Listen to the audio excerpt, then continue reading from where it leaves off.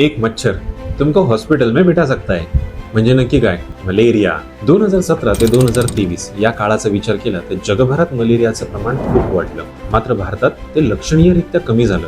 भारताने यामध्ये खूप मोठी अचीवमेंट केलेली आहे. भारत हाय बर्डन कडनं लो बर्डन कंट्रीकडे शिफ्ट झालेला आहे. मग आता मलेरियाबद्दल थोडीशी माहिती घेऊयात. मलेरिया होतो कसा? प्लाझ्मोडियम नावाच्या एका जीवाणूमुळे होणारा हा रोग. या रोगाचा प्रसार करते अॅनाफिलस डासाची मादी. ही मादी जेव्हा संक्रमित माणसाला चावते तेव्हा ती त्याच्या रक्तातून ते बॅक्टेरियाज किंवा ते जीवाणू हे एका निरोगी व्यक्तीला पोहोचवते. ताप येतो, थंडी वाजून येते, स्नायू दुखतात आणि माणूस ऍडमिट तर होऊनच जातो. अशा प्रकारे असतो हा मलेरिया. मलेरियासाठी लस सुद्धा आहे आणि क्लोरोक्विन सारखे औषधं सुद्धा आहे. रोग आटोक्यात आलेला आहे. भारतातले फक्त 2 राज्य मिझोरम आणि त्रिपुरा हे अजून सुद्धा हाय बर्डन मध्ये आहेत. मात्र बाकी सगळीकडे भारताने मलेरियावर नियंत्रण मिळवले. 2030 पर्यंत भारताने ठरवले की भारत मलेरिया मुक्त होईल.